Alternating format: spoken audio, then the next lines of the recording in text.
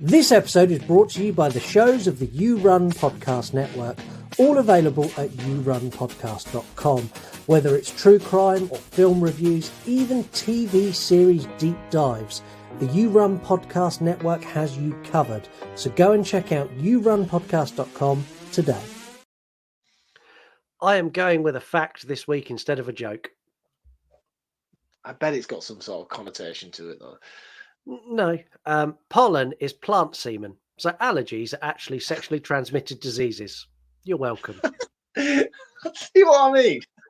What? You want to die tonight?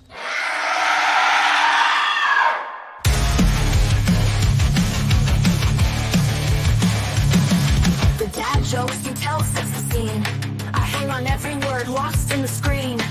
Your passion for fear is contagious enough. You make me believe in Marc's overblown roundups. You run podcasts or a movie review, unveiling facts and playing games too. Your words paint pictures of darkness and dread, leaving me grinning long after I fled. But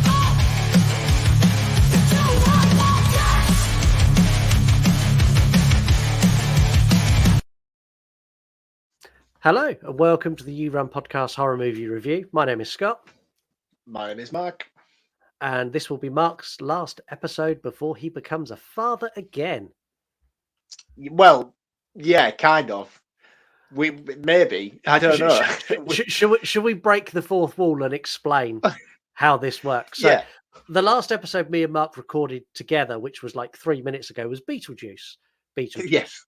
Which you listened to 4 weeks ago. And when we recorded Beetlejuice, Mark's wife was ready to have a baby any day now. So Yes. when you're listening to this, Mark will already be the father of a potentially 4 or 5 week old child. Possibly, yes, unless she goes like massively over by like a month and a half. I will be a dad again. Yeah, scary, man. Scary. It's any day now. Any day I'm ready to catch that thing. What is really scary? Like, do you want to share the story of how you're doing this? Because honestly, it terrifies the fucking life out of me. How you are bringing this child into the world worries me beyond belief. Shows how little faith you have in me. Yeah, I mean, I don't know. Do I want to share it? Yeah, sure. Why not? Yeah, we're having a home birth. We're not going to the hospital. We're just doing it all au naturel at home. And I'm Mark with a catcher's mitt. Doctor Stethoscope Marc podcaster, Doctor Podcaster for the birth of my baby. It'll be fine. Fine. I'm a practical dude. It'll be great. I'm sure I can manage. But yeah, we had a real awful experience with the hospital the first time around when we had my first daughter, Margot. Yeah, you did. And we just came to the conclusion that fuck it. Let's just do it ourselves. Let's have it at home. Let's not necessarily go to the hospital. We don't need the hospital. It's fine. People are very reliant on hospitals these days, but 20 years ago, people used to have home births all the time. So yeah, it'll be fine. I'll manage. I'm going to say it to you, like, full respect. Like, you have got balls of steel, because there is not enough money in the world for me to deliver a baby at home on my own. Like, when Lisa gave birth to our last one, she gave birth to Ocean. I was a fucking emotional wreck. I couldn't even stand straight, let alone stand there and catch. And like, no, just absolute no. Yeah, no, man, I'm all for it, and I think it's the best decision for us as a family to do it the way that we're doing it, and yeah, it'll be fine. It'll be fine, man. It'll be fine. People have babies at the side of the road and shit all the time. I'm sure I could do it in the comfort of my own home. Yeah, I'm sure you can. And also, it's good because you could record an episode straight after the baby's born because you don't need to come home from the hospital. You're just there. Exactly. I'll already be at home. Podcasting gear will already be set up. Don't worry, guys. You're not going to miss a week. I'm still going to be here. If everything goes to plan, Mark will be here next week, which I'm sure he will. And yeah, definitely will be. Full kudos to you because, man, I couldn't do it. Like, not in a million years. Yeah, it'll be sound, man. Don't worry. I've got power tools and shit. We'll be all good. If you're new to the show, this is not a show about giving birth. This is our horror movie review podcast where we talk about horror movies that you voted onto the show. This week you voted on a doozy, but we'll talk about that in a minute. you need to follow us on Instagram. We're at You Run Podcast on Instagram, X. We're everywhere. Just pick one, follow us. Instagram is the best one though, because that's where you can vote on the movies that appear in future episodes. That's also where you can follow the social media inept Mark, who's only on Instagram, and he is at Reviews from the Crypt, where he reviews horror movies, and he is at VHS from the Crypt, where he shows an eye-wateringly expensive and extensive VHS collection with brilliant lighting and props that he buys to go with his VHS. Yeah. I'm on Instagram when I can be asked. I'm always on the VHS page, but reviews, man, when I can be asked. I reviewed Terrifier 2 like 5 weeks ago, and I'm saying that now because it's probably nothing else since. Well, you never know. Those hours while you're waiting for your wife to give birth and she's walking around the front room going, like you might be able to sit there and knock out a couple of reviews while she does that. Possibly so. You might see a massive influx of reviews coming in the next couple of weeks purely based on that. We'll know how long the labour was based on how many reviews Mark posted. You can get in touch with the show as well. Send us an email, yourunpodcast@gmail.com, or send us an audio DM. You can do that on X and Instagram. Go to where you send a message, hold the microphone button down and speak, and we'll play those on the air. We are running a competition at the moment from now until Christmas. If you leave us a 5-star written review on Apple Podcast or a 5-star review on Spotify, screenshot it and send it to us in a DM, you'll be entered into a draw to win 3 pieces of merchandise from our store. If you've already reviewed the show, which lots of you have, all you need to do is comment on a Spotify episode. And every time you comment, you'll get an entry into the draw. So if you comment on every episode between now and Christmas, that's 10, 12 episodes. You'll get that many entries into the draw. And first episode back in the new year, we will pick the winner. They can pick 3 pieces of merchandise, anything they want from our store, and we'll send it to you completely free. Which is awesome. Yeah, can't say better than that. Yeah. How the show works is we give you a synopsis of the movie. We tell you what we liked, what we didn't like. We don't go in any particular order. We pick pivotal points. We don't talk over boring bits and bits that are just irrelevant. We just give you the meat. We don't give you the balls. We give you the meat. The bit. What a weird analogy for a podcast.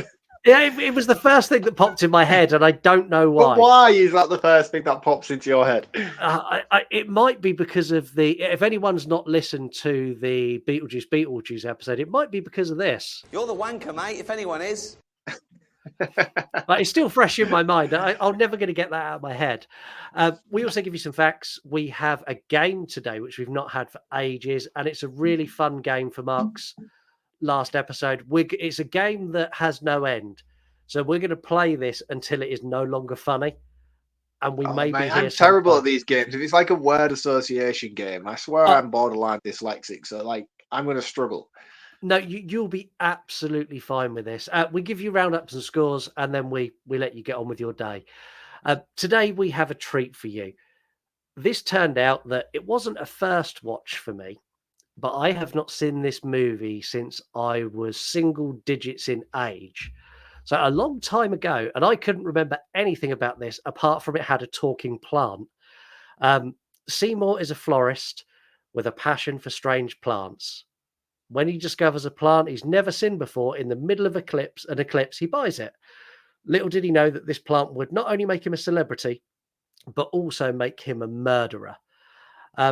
Where do you want to kick off with this? I've got so much to say on this movie. Yeah, I feel like this is going to be more of a you-centric episode in terms of your love for this movie than mine. Let's start with the obvious. Let's talk about the music for this film. Obviously, it's a musical. What are some of your favourite songs throughout? What are the biggest standouts? Yes, that is without question my favourite. That is the crowning jewel on this, and the bit when he gets further through and he goes into the back end of it. I prefer the back half of it than I do the first half. The first half is the more iconic that people instantly associate with this film. But the second half of that song is so far superior, in my opinion. I haven't got it in facts, but I'm going to tell you it anyway. You know when he does the rap, it is the same beat and rhythm that they used in South Park for, hey, everybody, have you seen my balls? They're big and salty and brown. And Oh, really? honestly, it fucking broke me when I realized this time. I was dying with laughter that that's where South Park ripped that from. But yeah, song-wise, that and The Dentist. The Dentist is incredible. Like the casting in this movie is outstanding. Oh, impeccable, impeccable. I mean, you've got Steve Martin. I always forget the guy from Cool Runnings' names, and I should know better because he's legendary. John Candy. John Candy. There you go. Yeah. I should know instantly that's John Candy. But yeah, you've got John Candy, you've got Steve Martin, you've got the dude from Honey, I Shrunk the Kids. Again, I should know his name. Rick Moranis. You've Rick also Moranis, got, and I love Mick Moranis unconditionally. So the fact that I stumbled on his name then is embarrassing for me. Do you know we've what was also the got biggest? the dude from Ghostbusters is in this. Do you know his name? Yeah, Dan Aykroyd. No, Bill Murray. Bill Murray's in this as well. I'm joking. I'm joking. But yeah, you've also got Cat from Red Dwarf as one of the backing singers at the beginning. And as soon as I saw him on this latest rewatch, I was like, oh, holy shit. That's Cat from Red Dwarf. What is he doing in this? Yeah, like honestly, casting in this is fabulous. I love the way that at no point do they try to make this a movie. Like this is a stage musical that they've not added to. They've not added additional scenes of dialogue to drag it out. They've literally gone, we're going to take this stage musical and we're going to put it on the big screen. And that's it. Yeah. That's all they've done. And it's and they address that perfectly with the set design. The set design is a theatre production throughout. And I really appreciate it for doing that. And the set design is incredible. Like it looks so cool. So good. So good. Yeah, and you get that. You get the painted backdrops. One of the biggest things that I love about Hellraiser 2, I always talk about it, and even the older movies like fucking the original Dracula and Nosferatu. Like I love the painted backdrops from movies.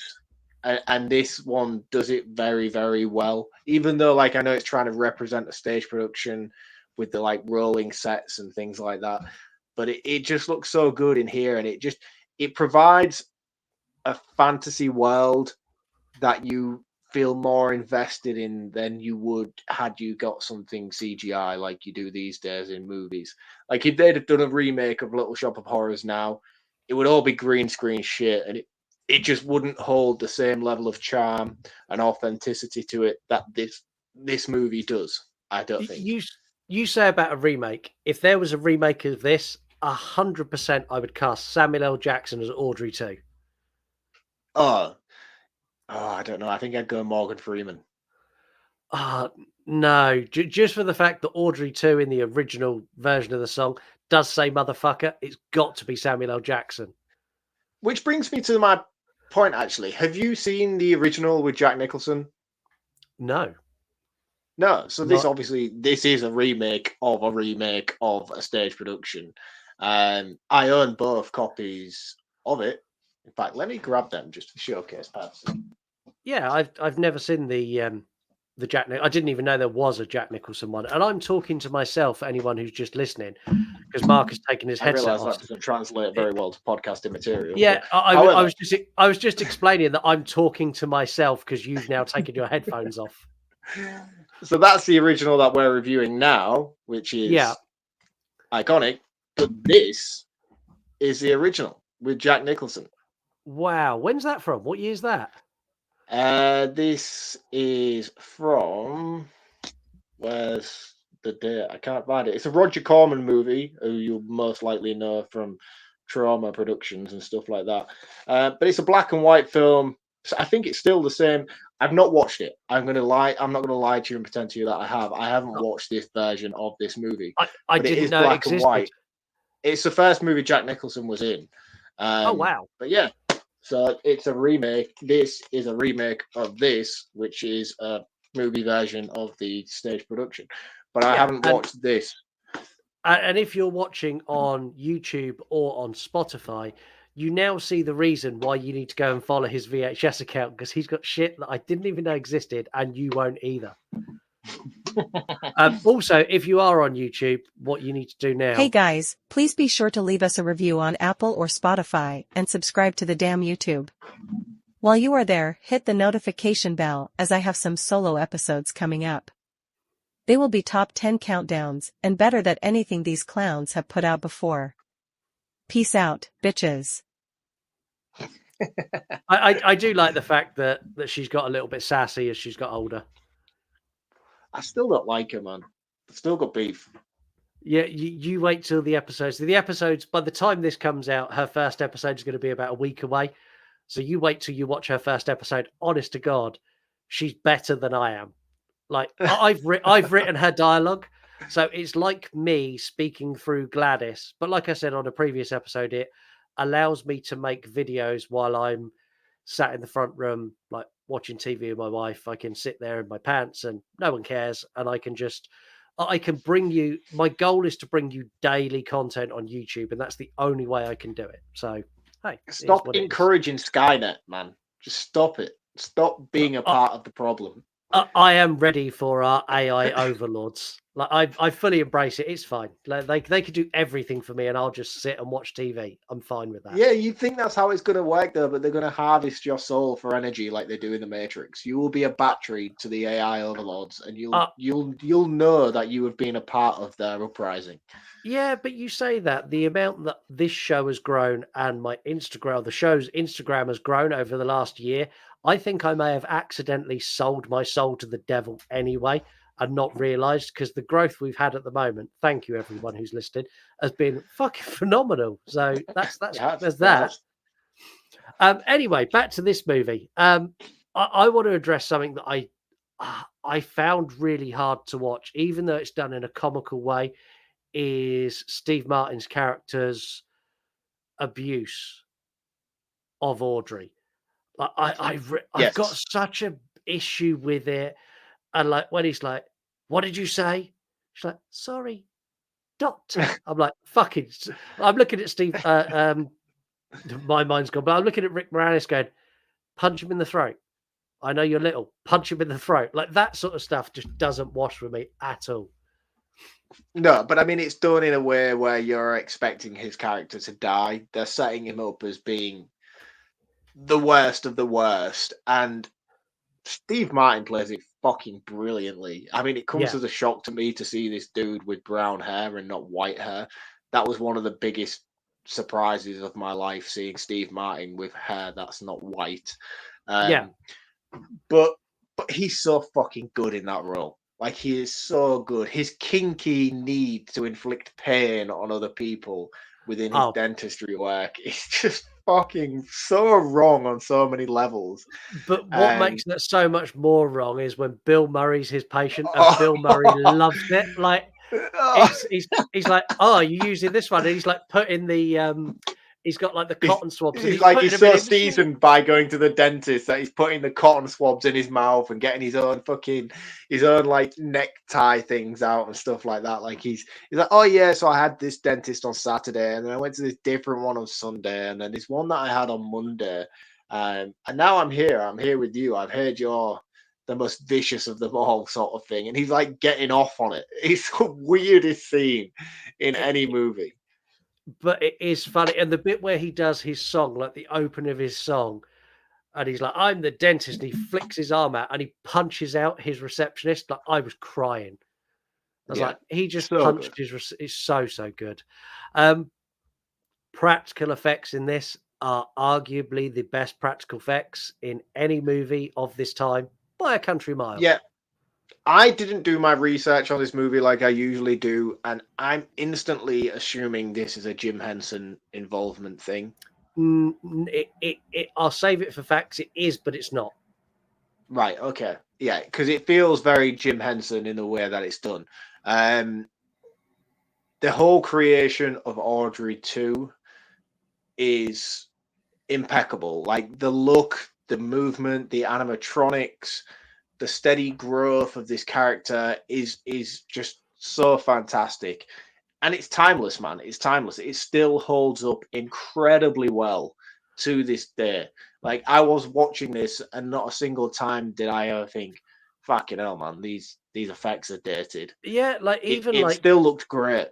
yeah, even like the little Audrey 2 when he first gets it, and it's like going when he cuts his finger. Yeah, Like even that, yeah, it's like, okay, this is really good. And then when it's sucking on his finger, and then like as you say, they do the steady growth. It doesn't go from it's not like an alien movie where it goes from little to huge. You have this Mm. period of growth.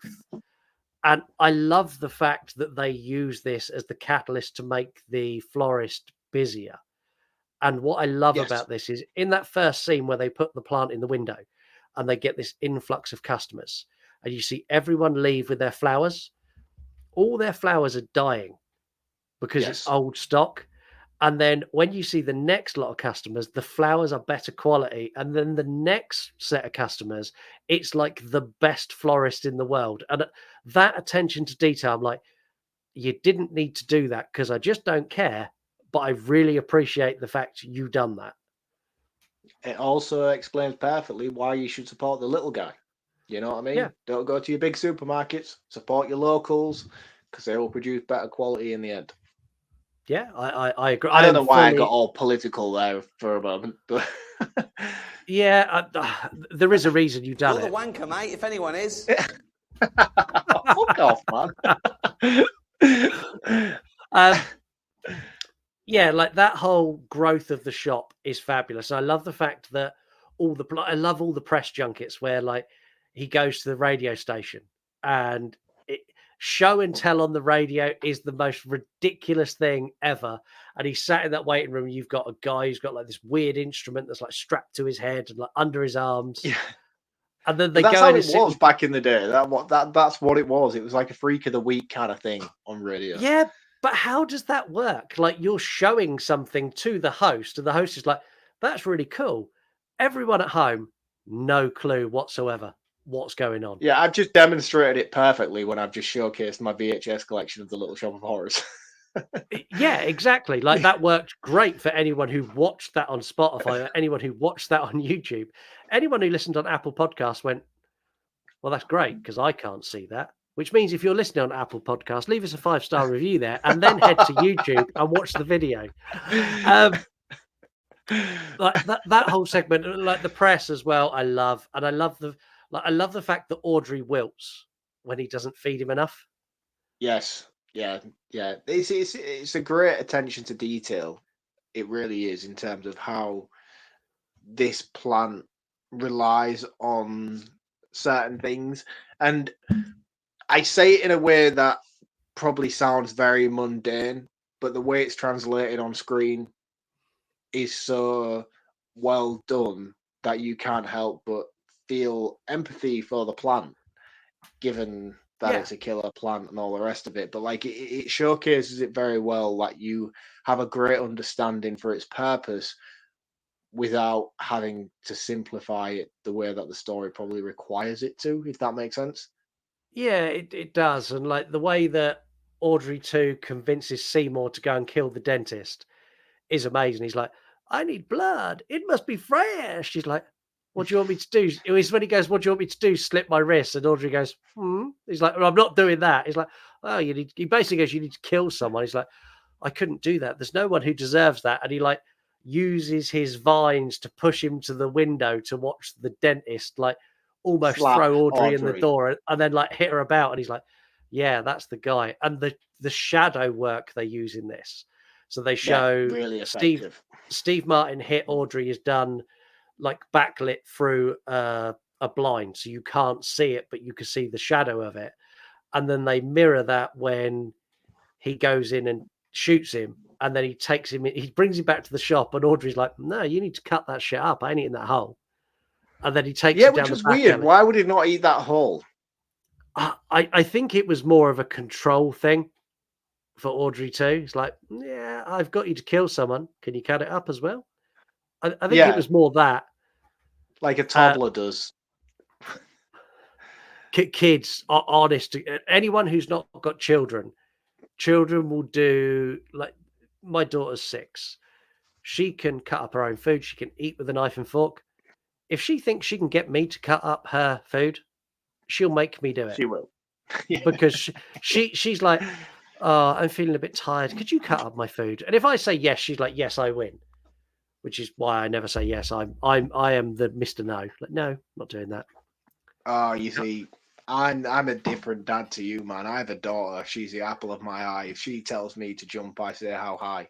I literally, honestly, it's pathetic, pathetic in my house. And my wife tells me off for it all the time. She's like, "Why do you do it? Why do you do it?" I'm like, she's just adorable. Yeah, I spoil my daughter horribly because I want when she gets a boyfriend and he doesn't spoil her like anywhere near as much as me, I want her to go, "You're not good enough for me. Goodbye." Yeah, That's my mentality. my daughter will never. She told me the other day that she wants to marry me, and I'm cool with that. Yeah, Like not in like a weird way, but like if I that's how I well, can see where your mind went with that analogy right there. yeah, But just made me go, "Are you sure? Like that's what you want to broadcast out to the world?" considering it's my daughter and I'm the dad, I never even went to that place. I just No, saw you it as like the didn't. most Yeah, sweetest thing in the planet, and you just took it to a level that I can't go back from. So thank you for yeah. I'm really sorry. Obviously, you don't want to marry your daughter in that way. And that. my daughter said that to me as well. Like, I'm going to marry you. She quite often says she's going to marry her brothers, and I know she's probably going to marry some UFC fighter who is going to hurt me if I tell him not to be horrible to her. Um, like the killing is great. I love the fact the way that Audrey eats the people. Like the attention to detail in Audrey 2's mouth is like way over the top. Not required. Yeah, no, no, but it looks Not fantastic. It looks so cool. And again, it like does. it's not perfect.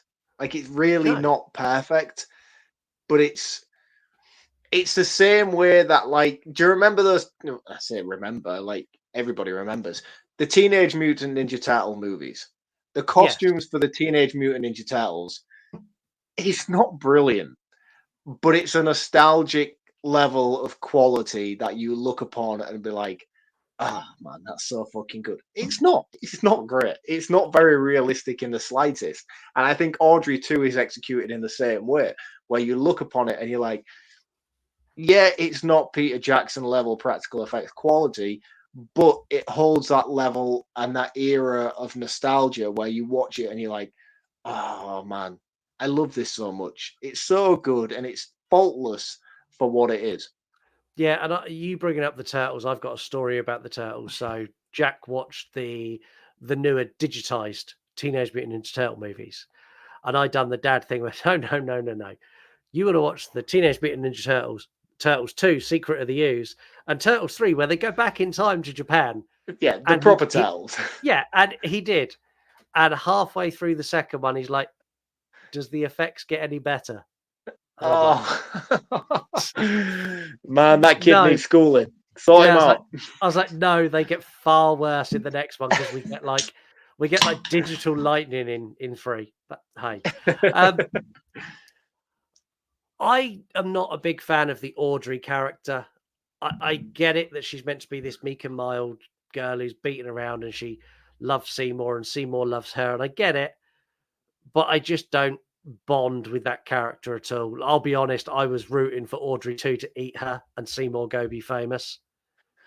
You see, I have a different approach to with her character. I think she's very, very well developed throughout this movie. She's very much a timid mouse-like character up until the point where it's is it I always get the name of this song. Is it Simply Seymour? The Yeah, song Simply Seymour song where she keeps her timid tone throughout all of her vocal work up until that point, and then when we get to the Simply Seymour song and she goes full vocal Adele level shit with her vocal range, and it really showcases the growth of her character throughout this movie. And for me, I know we asked you earlier about what was your favorite song, and you went with the Feed Me Seymour one, but I think the Simply Seymour is for me my best and my favorite song of this entire movie, purely based around her character alone and how much it shows her growth and her sort of shedding herself from the domestic violence approach that she's suffered throughout the movie up until this point. It's a really impactful song based purely upon her character alone. And she's an credible vocalist. She's an actress. She's Yeah. actually a singer-songwriter away from this movie, which is obviously why they chose to cast her in this role. And she has done very little else apart from a couple of episodes of ER and shit like that in America. But that one particular song that she does really brings her character arc full circle for me. And I really love that song, not only because it showcases the relationship between the two of them coming to fruition, which is something that as an audience we've been championing throughout, but on so many levels it amplifies her character arc in such a way that you kind of sit back and be like, yeah, man, you go, girl, kind of thing. Like, you do it for Yeah. you, do you know? And I really love it for that. Yeah, I get that from it, but I just don't vibe with that character. I don't know why. Like one of my favorite scenes in this is where Audrey 2 uses the phone to call Audrey. Like that is brilliant when Yes. like her and Seymour are going to run away, and Audrey 2 because she's like, Seymour, is that you? He's like, hey, no, bitch, it's not me. It's not Seymour. It's me. And then she looks out the window and he's like in the shop, like waving at her with the phone. Like that is just fucking genius. I love it when he holds it to his like fucking shell of a face. Yeah, and like when she goes over, like the scene where Seymour arrives and when the legs come out, he's like, I don't need you no more. And like the legs come out, and like this movie is the inspiration for the game Plants vs Zombies. Oh And yeah, definitely. and like this character, Audrey 2, is a character in that game, effectively, if you've ever played that game. And like when his legs come out and then Seymour takes him down, like, I love all of that ending segment. But the crowning jewel on this for me is the tease of a sequel that we never get. So they retire to this, him and Audrey go to this wonderful little idyllic house, and you see them like he's mowing the lawn and she's making iced tea for him. And they pan back and they get to their lovely flower beds at the front, and there's just another Audrey bopping around. Like that for me, I'm like, that's great. Give me a sequel where that plant's eating people who walk past. It goes into the house and it eats Seymour and it eats Audrey, and we get a second movie. I'd love that. Yeah.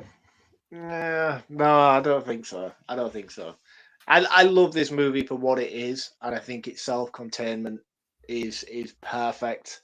I don't need any more from this. I don't feel like there's enough substance within this first movie to warrant a sequel Well, necessarily. and that would be reflected in the amount of time we've talked about it. We've pretty much covered everything of note, and we're only half an hour in.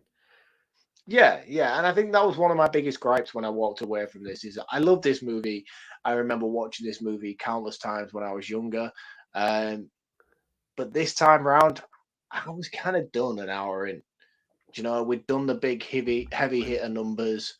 We'd kind of got the progression of most of the characters, and we still had half an hour to go. And I was like, I'm ready for this to wrap now. You know, I'm kind of there with where this movie is, and it kind of needs to tie itself up a little bit.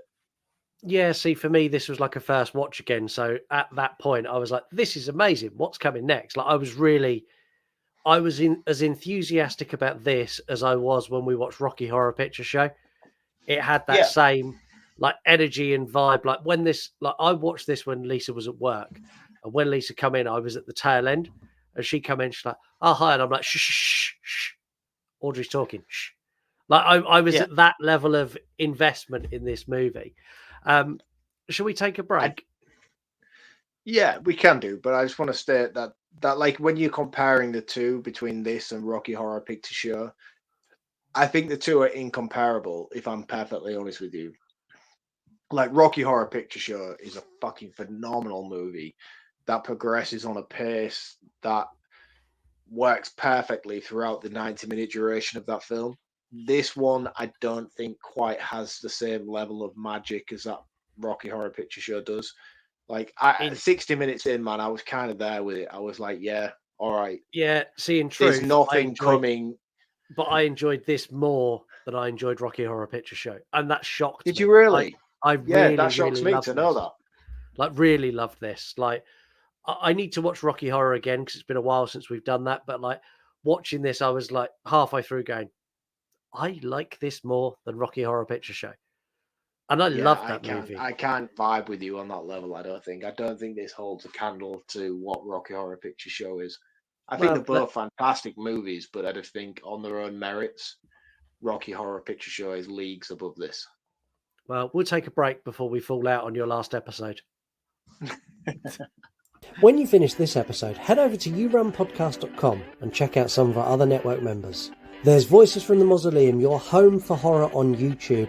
Everything from found footage to remakes to conspiracy theories. They even have a horror coffee morning. This is the place for you, so check out Voices from the Mausoleum. Also available on the You Run Podcast Network, the horror-friendly podcast hosted by Katie and Chantel. This hilarious horror movie review show covers horror movies from the past, the present, and even the future when they cover movies that are only at film festivals. This is a show you must check out. These and many other shows all available at yourunpodcast.com, so head to our website today. So be sure to head over to the website, yourunpodcast.com. You've got everything on there from all of the shows in the network. You've got our merchandise. You've got links to the movie we released last year. You've got links to our YouTube. You've got links to everyone else's. Like everything you need to entertain you for an entire week is available there. We've got 12 shows, part of the network, plus our own. There is enough weekly episodes for you to listen to 2 episodes or watch 2 episodes every single day of the week. Yeah. Which is wild. This is the best one though, but yeah. That's not how the network works. We're all as good as each other. I don't care. I'm in it for myself. We're the best. But if you've got time, check out everybody else. Definitely check out everybody else. And like, oh man, I didn't know how I was going to use this soundbite, but I'm going to use it now. The plant, the plant. Let's do some facts. So, as part of the promotion for this film, Audrey 2, The Plant, was interviewed in character, full puppet animatronic working. At least 3 occasions, Audrey 2 ate the interviewer at the end of the interview. What? So the puppet, Audrey 2, the animatronic, Yeah. would go on things like Late Night with Letterman or the equivalent at the time, be interviewed as the plant with the actor voicing the plant, and then at the end of the interview, the plant would eat the interviewer. Oh, like it's like a bit. Yeah, which I thought was. I really, thought really you meant cool. like the plant had just gone like wayward and just started just eating interviewers. No, the puppeteers who designed and operated Audrey 2 were veterans of the Jim Henson Company, both of which were not working, or all of which were not working for Jim Henson at the time. One of which was Brian Henson, Jim's son. So they were on a break from working for Jim Henson, had some time off, and done this. They got paid for it, but they done this as kind of like we can do that, and we can bring all the knowledge we've got from Jim Henson and make it great without the Jim Henson price tag. And it shows. It shows. I immediately said to you at the beginning, like I hadn't done any research, but I'm pretty sure this is a Jim Henson thing. One of the wildest facts in this. So the tools, the dentist tools that he unveils when he's about to attack Bill Murray, those exact tools appeared in another movie in Batman 1989. They were the tools used on Jack Nicholson's face when he was dropped into the vat of chemicals.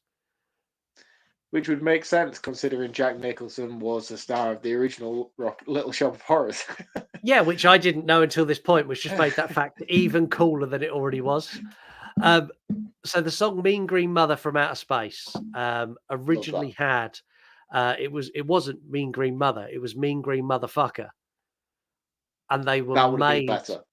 Yeah, they were made to change it, and the reason they were made to remove it is because they wanted it to reach a wider audience.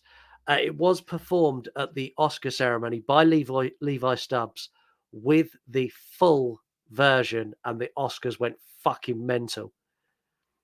So, Oh, really? Yeah, so they were at the Oscars a couple of years after this was released, and all of a sudden Audrey 2's broken out with "I'm a mean green motherfucker from outer space," and the Oscar the Academy went, "Oh, what did you do?" Fucking hell. Yeah, they were so tame over Will Smith. Yeah, exactly that. The movie Aliens. So we know Aliens. James Cameron, excellent movie. Was shot at the same time in the adjacent studio at Pinewood Studios. They were filming Little Shop of Horror one side and Aliens the other side, which is really, really cool. So Aliens had an on-set accident and they were using live ammunition, which is very dangerous and no movie should do that. And when they were filming a scene on Little Shop of Horrors, all of a sudden 4 holes were blown in the set behind them as James Cameron offloaded live rounds into the Little Shop of Horrors set. Wow. That's wild. Yeah, that is wild. Do they still do that? They still do that? Has nobody learned their lesson from movies like The Crow and Rust? I think they don't anymore, and there's no need to use live ammunition now. Blanks and like CGI and overdubbing of sounds is more than ample. Like, watch The But like, Expendables. you're an actor, like your whole career is based on pretend. Yeah, So like, just use a pretend gun. the only time I think a live gun should or can be used is take, for example, Halloween 2018, where Laurie Strode is at the shooting range. In that scenario, when she's at the shooting range, shooting at a target in a controlled environment, sure, use a real gun to give the authentic kickback. But any other time, like, you don't want to be waving a gun around towards anyone if it's loaded with live ammunition. But the thing is, though, like blanks are so authentic in terms of their replication of sound and things like that. Like, there's just no need. There is just no need to have live ammunition on set. No, Like, there's even in really the, not. like you say about the Halloween movie and using that scene in particular, but there's nothing to stipulate that that gun that she used in that particular scene would wind up on set on another scene, fully Yeah, loaded with a real bullet and go off and do serious damage, which is exactly what happened in The Crow yeah, and Rust, and and Rust. I'm with you. It doesn't need to be used. There's no excuse for it. But the fact in 1986 it was a thing, and you imagine Rick Moranis like dancing around with Audrey 2, and all of a sudden fucking holes blowing in the wall behind him. Like I I would think, love to see the footage of him going, "Holy fuck!" like diving on the floor like that. Just wild. yeah, insane, insane. Really In is. 1998, they released a special edition DVD that had an alternative ending where everybody died. So there's an alternative cut of this where every single character dies. Audrey 2 wins. The end. Um, they pulled this off the shelves at rapid pace after they realized what they'd done because they'd already planned a cinema release with the alternative ending. And their DVD distributor went, "Oh, we'll put the alternative ending in," and released like a couple of 100,000 copies. And they all of a sudden went, "No, no, no, no, we're going back to like," and they recalled loads and tried to stop it getting out. So if you can get a copy, in fact, it was VHS. If you can get a VHS with the alternative ending, they're one of the rarest videos available. I would love to go back and watch mine now. As soon as we finish recording tonight, I'm gonna fucking play the lottery and see if my VHS copy It, is one of those rare ones with the alternative ending. if you've got one with the alternative ending, they reckon there's less than 1,000 copies in circulation on the planet. Wow, Yeah, rare, value. super, super rare. So the gun used at the end where Seymour's firing at Audrey 2 is a Smith & Wesson Model 36, and it's capable of firing 5 rounds. Seymour unloads 13 rounds without reloading. He's Dr. Loomis. He is. He shot him 6 times. This is honestly the wildest fact that I found. So Bill Murray, after Ghostbusters in 1984, took a break from filmmaking. He actually officially retired from making films. He didn't want to make any more. He'd made his money. He was done. And then he come back for this as a favor to a friend.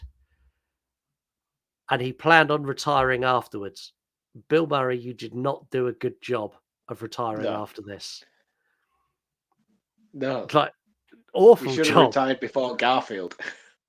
Oh, no, Garfield's great. Anyway, we put out a caption for this episode. But after watching the movie, I come up with such a good idea for a game that would only work on this episode that caption this isn't going to feature, and we're going to play this game instead because I'll never get to play this game again because it won't work anywhere else. Apologies for everyone who did give caption this. Thank you as well, because you had some great ones in there. But we're not going to be doing that. We're going to be doing a game. So in this movie, Seymour is interviewed on a radio show where he does a show and tell, which, as I said earlier, is hilarious because you can't see what he's showing.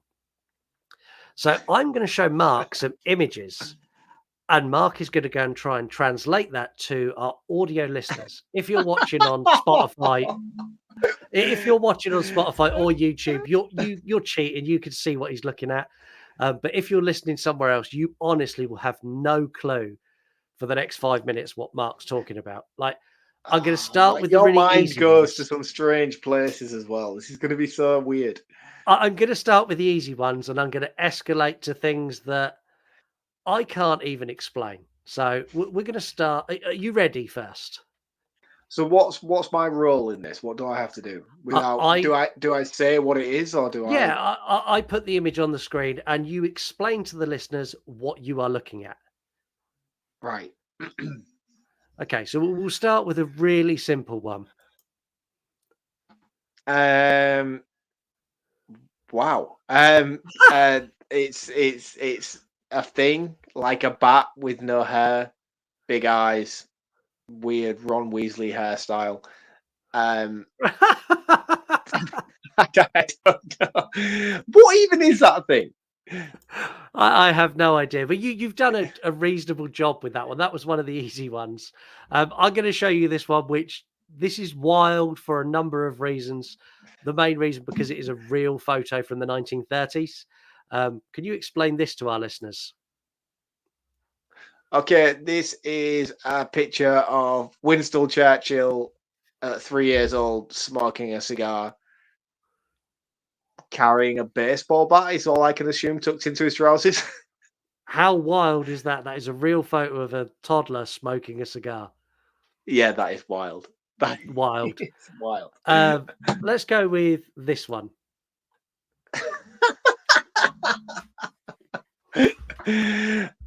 Okay, so if you imagine that you took a watermelon and scooped it out and made it into a helmet and then put goggles on it and then had a weird green cape, this would be the Green Goblin on a budget. That's amazing. The budget Green Goblin. I need to make a Spider-Man movie with that Green Goblin in it.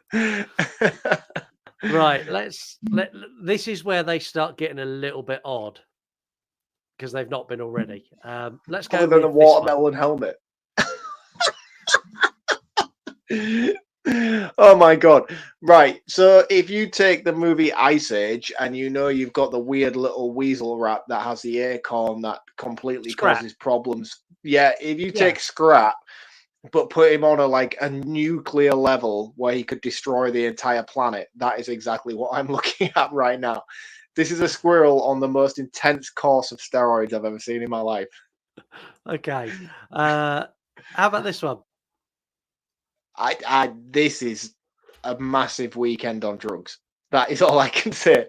This is a Sunday morning after being out from a Thursday. Right. Okay. Well, we'll leave it at that. And anyone who's curious what that is needs to go watch on YouTube or Spotify. You've got a couple more. Like, this is where I went down a real rabbit hole into. I don't know where I was going. I apologize.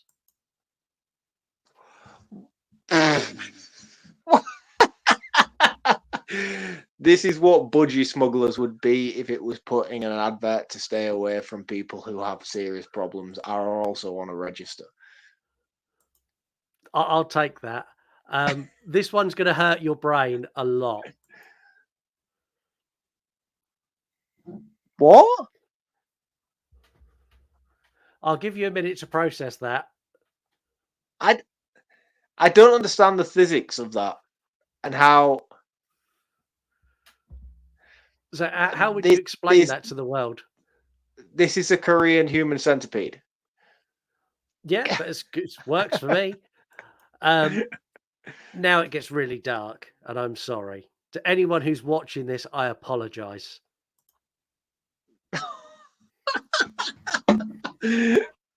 How do you even this is probably going to appeal more to the UK audience than it will the American, but this is kind of what happens if Johnny Vegas had a baby with a tub of jelly. In truth, this is the first photo of Mark growing his hair out. Oh, you nasty, nasty man. You've got 3 more, and I'm going to go with this one next. Oh, the man. And if you know who the man is to me, then you know that this is the Lord Gandalf himself, wielding a shotgun. That would be a movie that I would watch. It is an AK-47 instead of his staff. You're welcome. I like right. that a lot. You got 2 more. We're going to go with this one first. That, just so you know, that is not Photoshop. That's a genuine photo that exists. No, it's in the not. world. That is not real. It is real. Gordon Ramsay in a generic dad barbecuing apron with what can only be described as onion testicles and a leek for a penis, wielding a Jason Voorhees machete. That the more I look at this picture, the more I'm disturbed by it. The more you look at it, the worse it gets. Like the It does, initial it shock really is there, and then the more you investigate, it gets more painful. And the final one that I think will just leave you stunned is this. What? That I don't even know how to process that. For somebody who has weird fetishes, this is going to be right up your alley. Dave B movies, probably watch this on Spotify. This might be your jam. And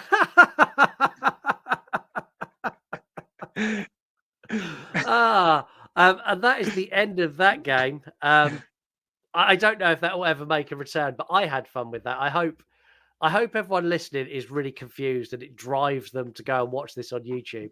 And everyone who's watching this on YouTube and Spotify, I'm really sorry. I don't know I don't know how I went down that rabbit hole.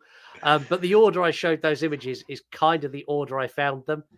And there were several other images that I'll send to you directly. No, please don't. No, you're all right. You keep on. That could not be aired on any platform anywhere. And I was like, yeah, I don't know what to say with that. I don't feel like I need you to send me those. I'll be honest. I'm going to take roundups first, as it's your last episode for a little while till next week. People are listening when you're back. I loved this. Like, it really got me from the opening, the set design. I love Rick Moranis. Like, this guy can do no wrong. He's never done a bad movie for me. When you throw in all these additional characters that I'm like, oh my God, it's Steve Martin. Oh my God, it's John Candy. Oh my God, it's Bill Murray. Like, that for me was like every 20 minutes, I got a nugget of another celebrity. And to see them all being so overly goofy and stupid, surrounded by these awesome practical effects and amazing songs. I love this movie. It is one of the best movies I've watched this year from an enjoyment level. It's really, really good. And I got my kids to watch it the following day and they really enjoyed it. I can't give anything but praise for this movie. It's a perfect score. It's a 5 out of 5 for me. Little Shop of Horrors is one of the most entertaining watches of the year by far. That's a high score. I'm not quite on the same level as you with this movie. it's a difficult one because I know how important this movie is to a lot of people. I've got weird hiccups at the moment. I don't know where they've come from. Apologies. I'll play a soundbite where you deal with it. I'll play a soundbite. Here you go.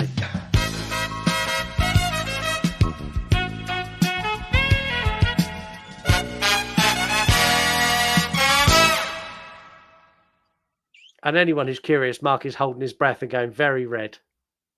I don't think that worked. Yeah, I don't know. I like this movie a lot. I really did, and I fucking hiccups, man. I really enjoyed my time with it, but after an hour in, I was kind of done. Do you know what I mean? Like I was ready for things to kind of wrap up and oh, man, these hiccups kind of get it. I can't. I don't know where they've come from. They've just all of a sudden just got me. I never Hold get on. hiccups. Let me scare you. That'll scare you. That'll scare the hiccups away. It's one of those things where you need to like really hold your breath to contain it, but like Yeah. I don't have the time to do that, so I'll muster through. One of the biggest things that I really took away from this movie, hiccup, is how much I really miss Rick Moranis and how much I really wish he'd have not retired because he's a great guy and everything he does is gold. It's a shame his tragic circumstances took him away from Hollywood because I think there is a lot that he has to offer as an actor, especially in terms of his comedic abilities. I'm timing this quite well with my hiccups, to be honest with you. My words seem to be coming out. Anyone who's watching, you'll see every time Mark pauses, he like jumps. Yeah, I don't know. I don't know. I was just kind of by the time we'd got to the end, I was kind of foxy. I was kind of done with where we were at. It was great. I love the songs, and this movie in general holds like a lot of nostalgia to me. My wife, she comes from like a really heavy musical background. She's a dance teacher by trade, and she's really big into musical theatre. We've seen this production a few times live, and it's fantastic. But I don't know. I was kind of done. I was kind of done an hour in, and it just felt like there was something that wasn't quite gripping me as much as the first act did, or at least the first two acts anyway.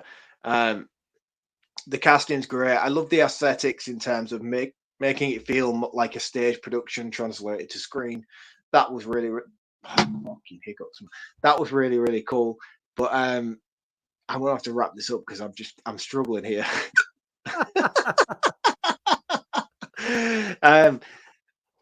Yeah, great. Not as great as I remember it being. It's a 4 out of 5. Okay. And that feels insulting because I know the legacy that this movie holds. Oh man.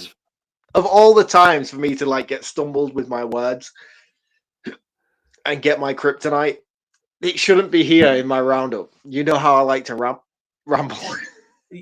You do, but you can't.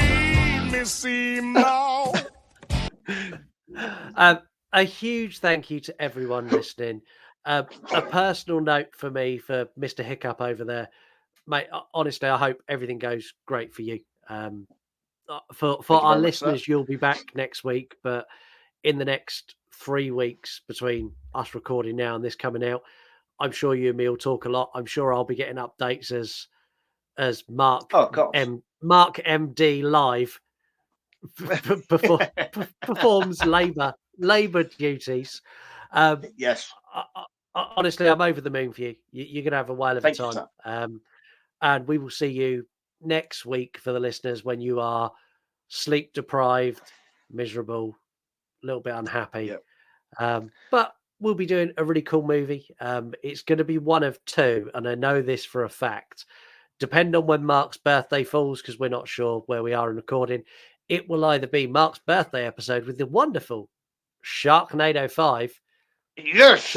Sharknado back on the You Run podcast, or it will be our request from a couple of episodes, the autopsy of Jane Doe. So whichever one of those episodes is next is going to be awesome. We'll catch you all next time. Thank you so much for listening, and we'll see you next week. Cheers, guys. See you next week. Do you not want to expand? Like, no, don't put that pressure on me, dude. I'm struggling here. Okay, we'll see you all next week. You want to die tonight? Late at night, I turn into your show, where you talk horror with a unique flow. Your voice is like sirens, draws me in, as you pick apart movies for murder and sin.